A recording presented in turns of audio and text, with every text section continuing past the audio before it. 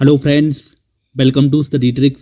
दोस्तों, अगर आप लोग यूपी बीएड एंट्रेंस एग्ज़ाम 2023 को देने जा रहे हैं तो ये वीडियो आपके लिए बहुत ज़्यादा हेल्पफुल साबित होने वाली है। फ्रेंड्स, इस वीडियो में हम यूपी बीएड एंट्रेंस एग्ज़ाम 2023 की स्ट्रेटजी को डिस्कस करेंगे, जिसे आप यूज़ करेंगे, जिसे आप अपनाएंगे तो आपको बहुत ज़्यादा हेल्प मिलेगी। मान सकते हैं इस स्ट्रेटजी के बलबूते आप 300 प्लस मार्क्स आसानी से ला सकते हैं।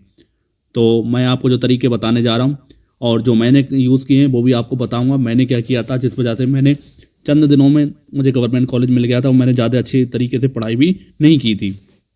तो आप पूरी स्ट्रेटजी को फॉलो करेंगे तो आपके आसानी से 290 प्लस मार्क्स आ जाएंगे और आपको गवर्नमेंट कॉलेज आसानी से मिल जाएगा। तो चलिए स्टार्ट करते हैं आज का वीडियो। तो सबसे पहले जो आपका सब्जेक्ट है हिंदी। दोस्तों, आपको पता ही है, आपको जो फर्स्ट पेपर होता है या तो उसमें आपको हिंदी से के क्वेश्चन करना होते हैं या आपको क्या करने होते हैं, इंग्लिश के क्वेश्चन। अगर आप लोग हिंदी के करते हैं तो उसके लिए आप समझ लें, उसके बाद मैं इंग्लिश के लिए भी आपको बताऊंगा।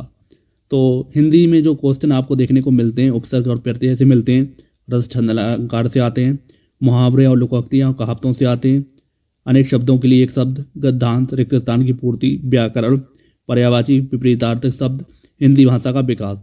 दोस्तों, अगर आप लोग हिंदी की तैयारी कर रहे हैं तो आपको बता दूं, आपको बहुत ज़्यादा डीप में पढ़ने की बिल्कुल भी ज़रूरत नहीं पड़ेगी, क्योंकि जो बीएड के एंट्रेंस एग्जाम में बहुत बेसिक लेवल के क्वेश्चन आते हैं।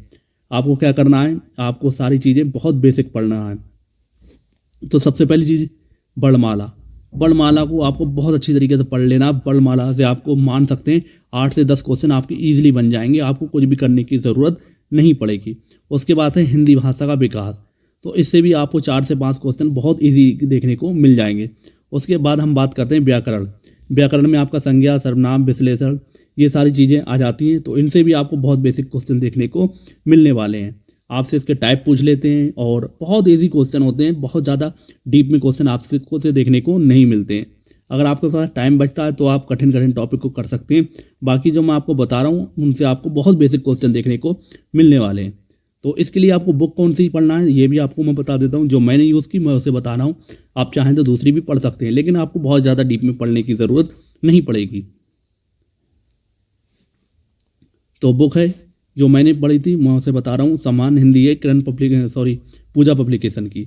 तो काफ़ी अच्छी बुक है। आप इसके क्वेश्चन को लगा लेते हैं तो आपको बहुत ज़्यादा हेल्प मिल जाएगी और आपको बहुत ज़्यादा डीप में पढ़ने की ज़रूरत भी नहीं पड़ेगी। ये बुक आपके लिए सफिशियंट रहेगी। काफ़ी ज़्यादा क्वेश्चन भी दे रखे हैं। अगर आप इसकी प्रैक्टिस सेट को ही लगा लेते हैं तो ही आपको बहुत ज़्यादा हेल्प मिल जाएगी। यहाँ पर मैं किसी का प्रमोशन नहीं कर रहा हूँ, जो मैंने पढ़ा है मैं वो आपको बता रहा हूँ। आप चाहें तो और कोई दूसरी बुक भी फॉलो कर सकते हैं, लेकिन आपको बहुत ज़्यादा डीप में पढ़ने की ज़रूरत नहीं है, फिर आपको बता रहा हूँ। तो ये थी हिंदी की बात। दोस्तों, अगर आप लोग हिंदी की जगह इंग्लिश को पढ़ते हैं तो उसके बारे में भी हम डिस्कस कर लेते हैं। तो इंग्लिश में आपको जो टॉपिक इंपॉर्टेंट है, बहुत बेसिक क्वेश्चन आते हैं इंग्लिश में भी, मैं आपको बता देता हूँ। बहुत बेसिक क्वेश्चन आपसे क्या होता है, जो सेंटेंस इंप्रूवमेंट के बहुत बेसिक क्वेश्चन आते हैं, तो उनका यूज़ आप आसानी से कर पाएंगे। जैसे कि फिल इन द ब्लैंक्स आते हैं, एरर करेक्शन आते हैं, एंटोनिम्स एनोनिम्स आते हैं, इडियम्स और फ्रेजेस आते हैं, स्पेलिंग एरर्स आते हैं, वन वर्ड सब्स्टिट्यूशन आते हैं। तो इनके सबके बहुत बेसिक क्वेश्चन होते हैं। आप थोड़ी सी इसकी प्रैक्टिस करेंगे तो आप आसानी से इन क्वेश्चन को अटैम्प्ट कर पाएंगे।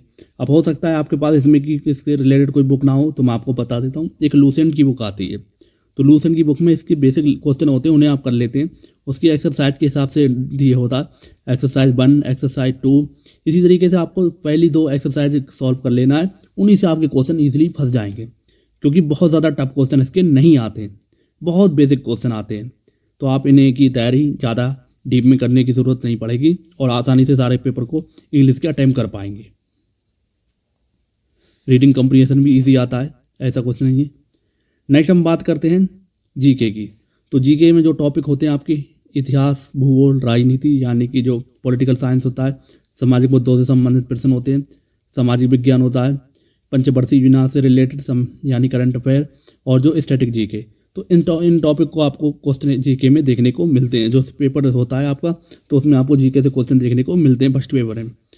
तो सबसे ज़्यादा इंपॉर्टेंट मैं आपको बता देता हूँ, सबसे ज़्यादा आपको क्वेश्चन जो देखने को मिलने वाले हैं स्टैटिक जीके से। उसके बाद आपका करंट अफेयर का नंबर आता है, फिर और सारे टॉपिक को देखना है। तो आपको फिर बता दूँ, बहुत ज़्यादा डीप में भी इसमें भी आपको क्वेश्चन देखने को नहीं मिलेंगे, बेसिक आपसे क्वेश्चन पूछ लेते हैं। तो जो मैंने बुक फॉलो की है मैं उसको आपको बता देता हूँ, बाकी आप चाहें तो कोई और दूसरी भी कर सकते हैं। दोस्तों, सबसे पहले मैं करंट अफेयर के बारे में आपको बता देता हूँ। करंट अफेयर बहुत ज़्यादा डीप में नहीं आती। करंट अफेयर बहुत बेसिक लेवल की, मतलब ऊपर ही ऊपर जो इंपॉर्टेंट पॉइंट होते हैं वही पूछे जाते हैं। तो इसके लिए आप स्पीडी करंट अफेयर पढ़ सकते हैं, जो मैंने पढ़ी थी, और मेरे क्वेश्चन बहुत ज़्यादा इसी से फंस गए थे। क्योंकि ये ऐसी होती है, एक आप चाहें तो 3 से 4 घंटे में पूरी बुक को आपको आसानी से ख़त्म कर देंगे और आपका सारा टॉपिक रिवाइज आसानी से कर भी लेंगे दोबारा भी। अब बात करते हैं जीके के लिए। तो जीके के लिए कि मैंने ये पढ़ी थी एनसीईआरटी सार संग्रह महेश कुमार बड़वाल की। ये 1 लाइनर बुक है और इससे ज़्यादातर क्वेश्चन जीके के थे, इसी से आए थे। और जो इसका स्टैटिक जीके वाला पार्ट था, तो सारे क्वेश्चन हूबहू इसी से मिले थे। आपको किसी बुक में आपको इसको देखने को नहीं मिलेंगे। तो आपको ये बता देता हूँ, ये काफ़ी थोड़ी महंगी बुक आपको ज़रूर पड़ेगी। अगर आपके पास है तो आप परचेस कर सकते हैं, अदरवाइज़ आप लूसेंट से भी काम चला सकते हैं। तो आपको स्टैटिक जीके और करंट अफेयर पर बहुत ज़्यादा ध्यान देना है। ये महंगी बुक है, आप इसे, अगर आपके पास बजट नहीं है तो आप इसको ना परचेस करें, लूसेंट से पढ़ सकते हैं। बाकी करंट अफेयर के लिए आप इसको परचेस कर सकते हैं। आपको ये 100 रुपये की बुक इससे मिलेगी, ये स्पीडी करंट अफेयर की। आप इससे तैयारी को कर सकते हैं। तो नेक्स्ट हमारा रहेगा जनरल एप्टीट्यूड, जिसमें रीजनिंग और क्या आपके जो मैथ के क्वेश्चन आते हैं। तो मैथ के क्वेश्चन और रीजनिंग के लिए मैं आपको बता देता हूँ, आप किसी भी प्रैक्टिस सेट से कर सकते हैं, ज़्यादा हाई लेवल के करने की ज़रूरत नहीं है। आपको जो सबसे ज़्यादा इंपॉर्टेंट टॉपिक आपको देखने को मिलने वाला है एज वाला, एज और समानुपात, और ये आप कह सकते हैं परसेंटेज। तो इनसे क्वेश्चन आपको बहुत ज़्यादा देखने को मिलते हैं और बहुत ज़्यादा हाई क्वेश्चन नहीं होते हैं। मुश्किल से आप 30 से 40 सेकंड के अंदर आसानी से कर सकते हैं। तो इसमें भी आपको कोई भी दिक्कत नहीं आएगी। आप कोई भी पुराने जो बेसिक कह सकते हैं ज़्यादा हार्ड लेवल के पेपर नहीं है, और आप उनको करें, उनसे आपको क्वेश्चन आसानी से देखने को मिल जाएंगे। एज हो गया, एवरेज हो गया, परसेंटेज हो गया, इनसे बहुत बेसिक क्वेश्चन आते हैं। तो इनकी आप प्रैक्टिस किसी भी बुक से कर सकते हैं। बाकी रीजनिंग में भी कुछ क्वेश्चन, थोड़े बहुत ही क्वेश्चन आपको 2-4 क्वेश्चन टफ मिलेंगे, बाकी ऐसे होते करने लायक होते हैं। आसानी से 50 में से 40-45 क्वेश्चन आप आसानी से कर सकते हैं। तो ये थी जनरल एप्टीट्यूड की बात। तो इसके लिए मैं कोई बुक रिकमेंड नहीं कर रहा हूँ, केवल आप प्रैक्टिस करें, प्रैक्टिस से ही आपका काम हो जाएगा।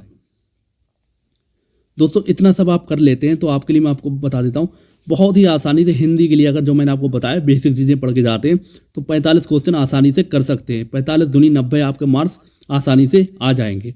वही जनरल एप्टीट्यूड की बात करते हैं। जो जनरल एप्टीट्यूड में मैंने आपको बताया है, एवरेज, एज, परसेंटेज, इनके बेसिक क्वेश्चन आप करते हैं तो मान सकते हैं 35 क्वेश्चन इसके भी आप आसानी से कर पाएंगे। यानी 35 दूनी 70 आपके मार्क्स इससे आ जाएंगे।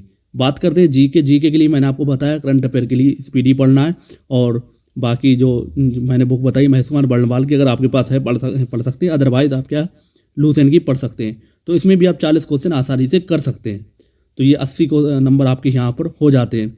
और ये बेस्ड एंड 12 नहीं ग्रेजुएशन होता है, तो ग्रेजुएशन के अकॉर्डिंग जो आता है थोड़ा टफ पड़ता है, क्योंकि कुछ लोग होते हैं अपनी स्टडी को छोड़ देते हैं या सही से ध्यान नहीं देते। तो उसमें मान सकते हैं कम से कम क्वेश्चन आप 30 आसानी से कर सकते हैं। तो 30 दूनी 60 आपके मार्क्स ये हो जाते हैं। जब आप इसे काउंट करते हैं, जोड़ लेते हैं, तो आपके कितने नंबर हो जाते हैं?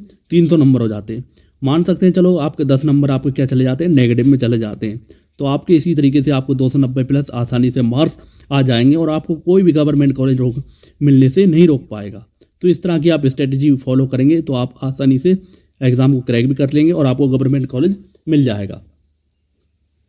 तो सरकारी कॉलेज के लिए रैंक आपको बता ही चुका हूँ कि 10,000 प्लस आपकी रैंक, 10,000 तक आपकी अगर रैंक आती है तो जनरल कैटेगरी के लिए, तो आपको आसानी से गवर्नमेंट कॉलेज मिल जाएगा। इसके लिए मार्क्स कितने मैंने इस रिलेटेड वीडियो बना चुका हूँ, और आप कहेंगे तो इस रिलेटेड और चीज़ें भी वीडियो बनाकर आपको बता दूँगा। तो उम्मीद है आपको जानकारी हेल्पफुल लगी होगी। हेल्पफुल लगी है तो वीडियो को लाइक और चैनल को सब्सक्राइब जरूर करें। मिलते हैं अगली वीडियो में, तब तक के लिए जय हिंद, जय भारत।